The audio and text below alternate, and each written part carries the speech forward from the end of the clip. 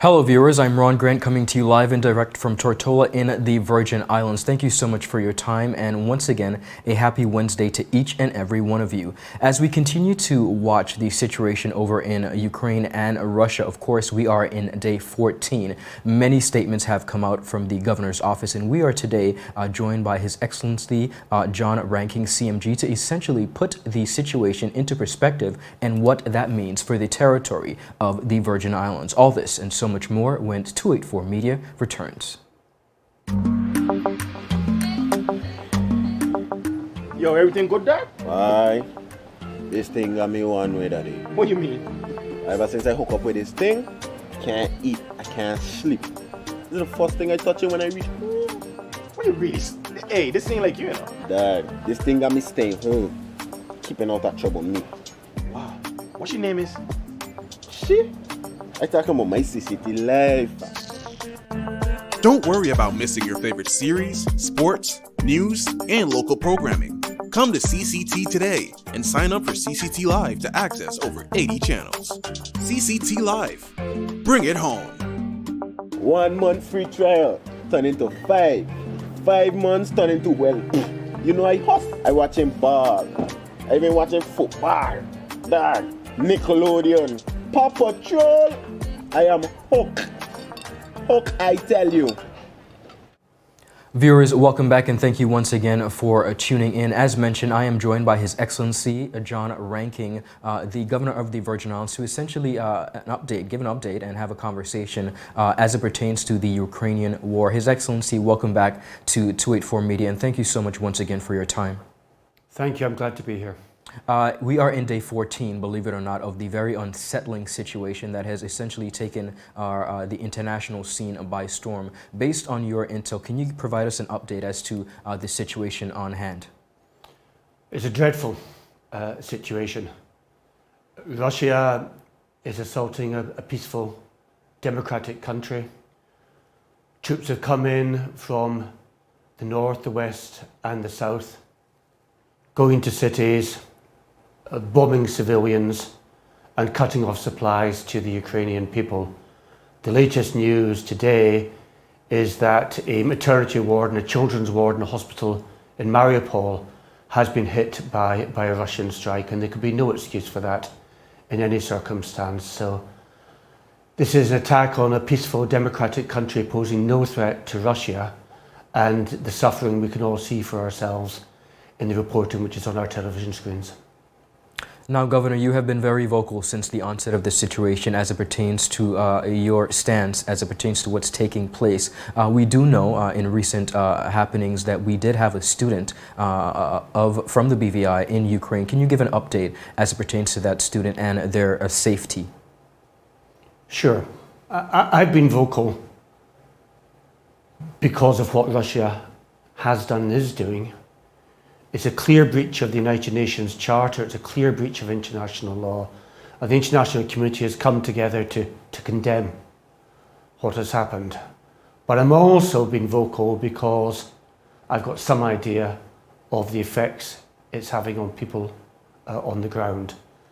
And here in BVI, one BVI Islander got in touch with the governor's office. His daughter, a British citizen, was in Odessa in Ukraine in a very vulnerable position. I don't want to go into too many further personal details of the case, but I'm pleased to say that that individual has now managed to get out of Ukraine and is now in a safe third country. So we were glad to lend what assistance we could in that case.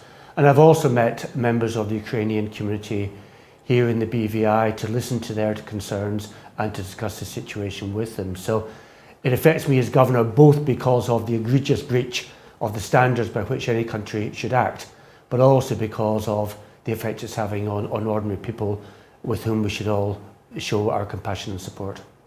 And in meeting with the Ukrainian body here in the BVI, can you share with us a little bit of how large of a population of Ukrainians are residing in the BVI that you have met with?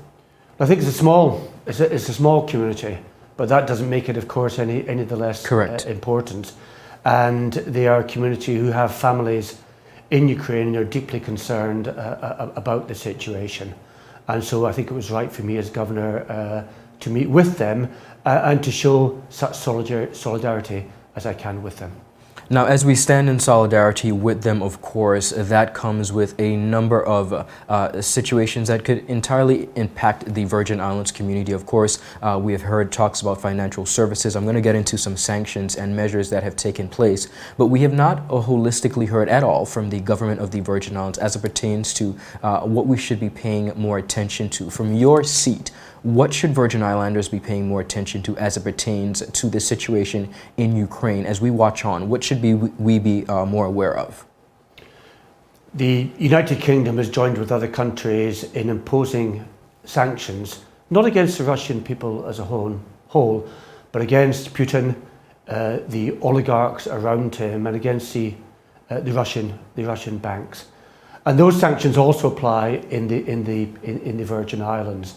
And it's very important that our financial services sector plays its part, because we don't want BVI to be used as an escape route by those who are sanctioned to shift their money here and use it in breach of sanctions. And I know that the financial services industry here is clear that they need to play their part. What would be hugely damaging to BVI if we weren't to play our part in effective enforcement of those sanctions.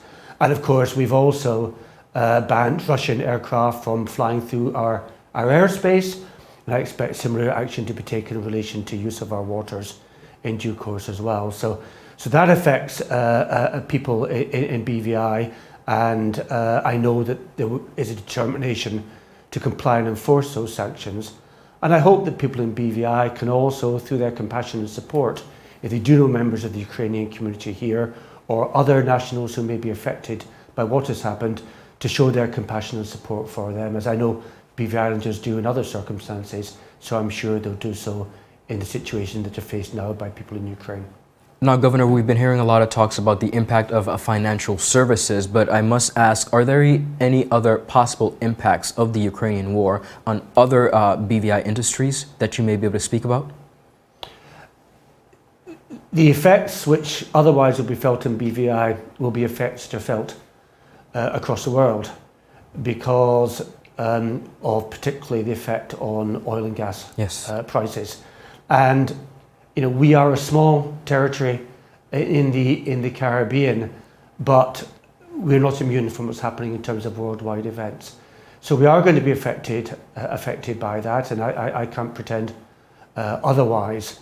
I hope that the steps we are taking, even now, will make Putin turn back from what he has unleashed on the people of Ukraine, and that we can return to a peaceful situation. But so long as this continues, so the sanctions will continue, so the effect on oil and gas supplies will continue, and we can't be immune from that. As governor, of course, my job is to support the BVI, and I'll continue to support BVI as best I can, but I can't pretend that we will not be affected by this, as people around the world will be affected. Absolutely, Governor. Thank you for your honesty in that regard. I want to talk about a recent statement that was issued by Caricom. Can you expound on that statement that you recently received? Yes, the Caricom member states met in Belize last week. BVI was represented at that meeting, and Caricom, on behalf of all its members, all its Caribbean members, issued a very clear statement condemning Russian aggression and asking for that aggression, calling for that aggression to cease. So BVI there was standing together with its Caribbean neighbours, as well as with the UK and the wider international community, in condemning what is happening in the Ukraine.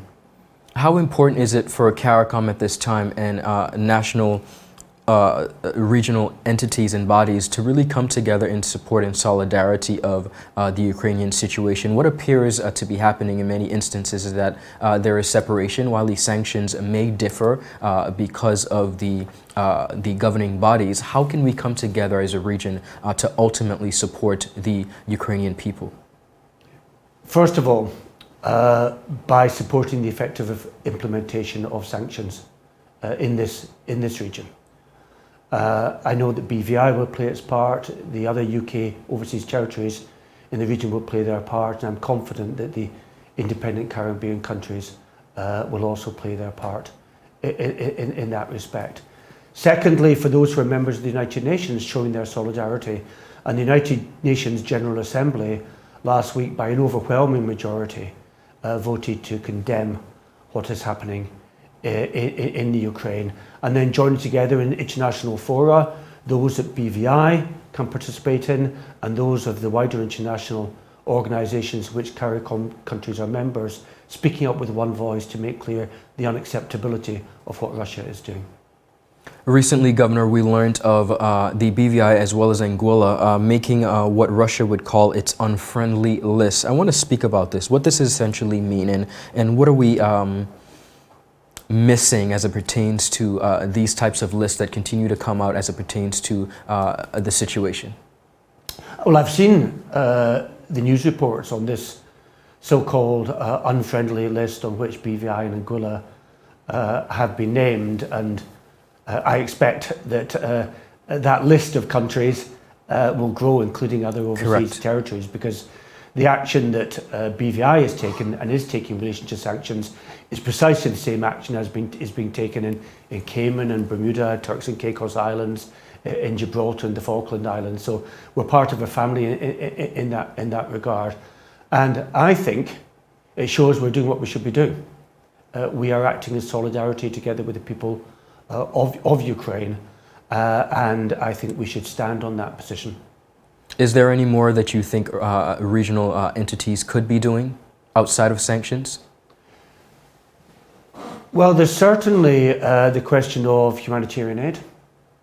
The United Kingdom is, as I speak, the single largest bilateral humanitarian donor in relation to Ukraine and its neighbouring countries. Some £400 million worth of aid has been given. And I would hope that, small though they may be, that the Caribbean countries can join in that humanitarian response and assist the people of Ukraine at their time of need.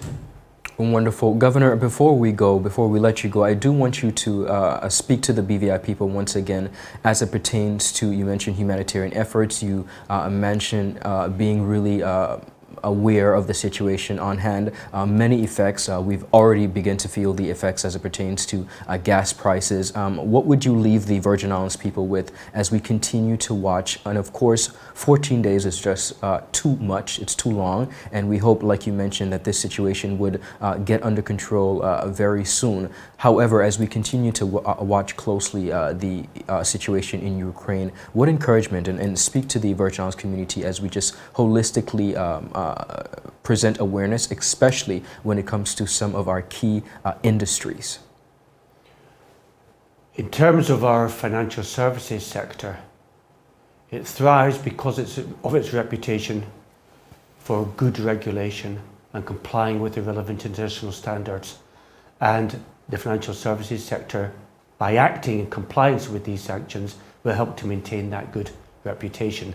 And that's so important for the underpinning of the BVI economy. Otherwise, I think my message is, however long it may be, this too shall pass.